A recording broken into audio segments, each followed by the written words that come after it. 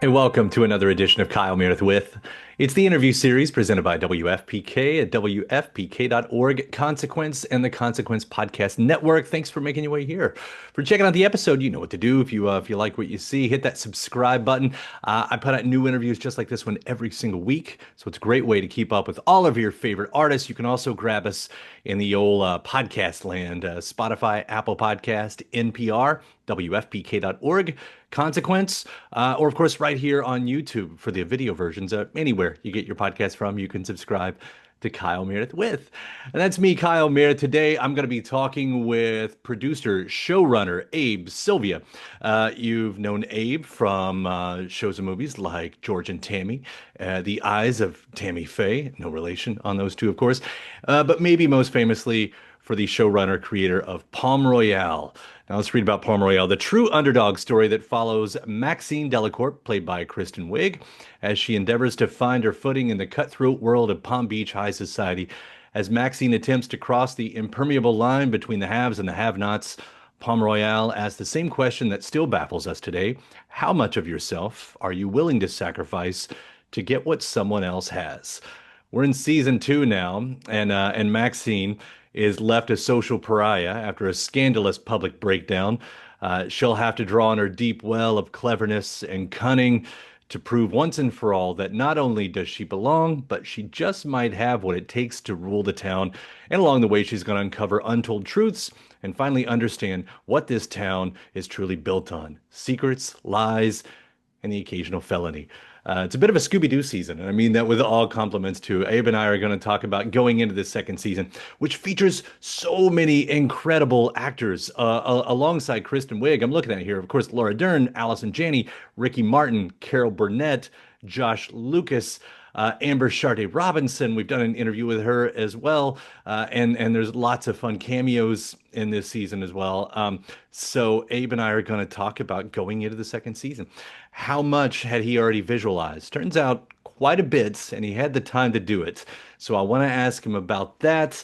I want to ask him about the bigger topics. It is entertainment, as we'll say, but there are bigger things at play when you don't even have to read between the lines. It's right there, but through comedy.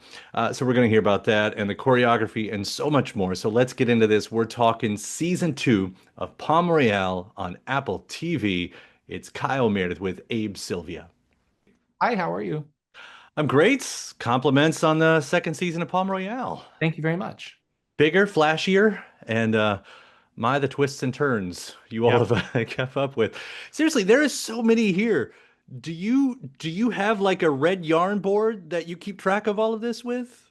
Yes, it's in here. That's dangerous. It's a dangerous place to be. Yes. Yes. Yeah.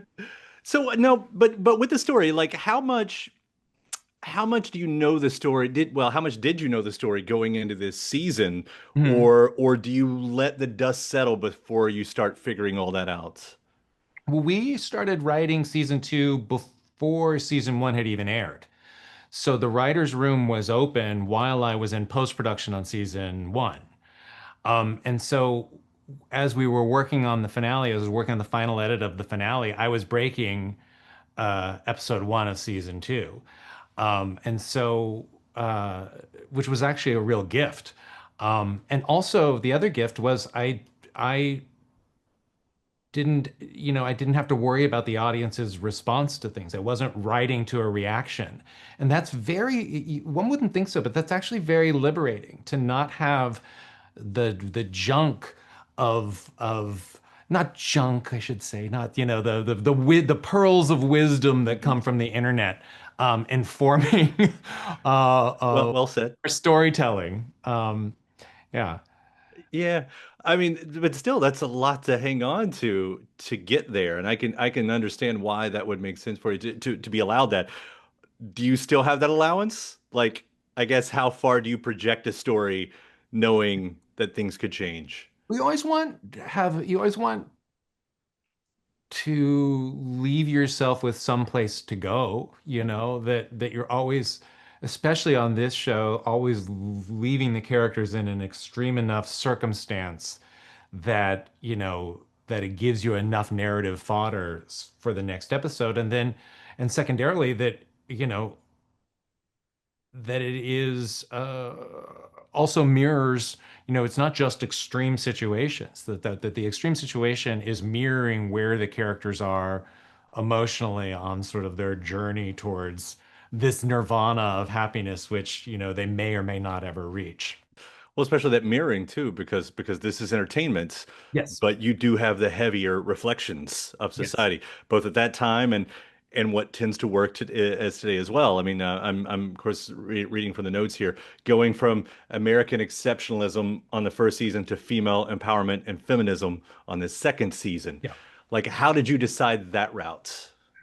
Well, I think we definitely wanted to explore like sort of, sisterhood, um, uh, and, you know, and female relationships between women who are all ambitious in their own way, but living in a world, certainly even more so than now, but in 1969, where the container was much tighter. We start episode 1, and Maxine is literally in a straitjacket because she had the temerity to cry at a party. Right. And as I was reading, there's so many books about the history of Palm Beach society, and I've got a few that are out of print, and you hear the stories of these wives that you could tell there was nothing wrong with them. They just had a feeling, and their husbands put them away. So the disgraced socialite apartment is our homage to the socialites of yore who all you know uh, committed the crime of having a feeling, Right. and not just towing the line. There's that line was in the first or second episode, right? I can't act like I'm angry because people will think that I'm crazy. And if they think that I'm crazy, I won't be free. Right. I mean, talk about a line that hits Yeah. Yeah. right away. Um, and those are all the way through it. And I got to quickly compliment you on that opening scene and the choreography. I mean, what a way to start a season right Thank you. there. Yeah, just beautiful. Congratulations, seriously, on this new season. I love this story so much and what you all are doing with it, and I appreciate you taking the time today. Thank you very much. Nice to meet you. And thanks to my guest. Also, thanks to you for checking out the episode in the series. Before you get out of here, hit that subscribe button.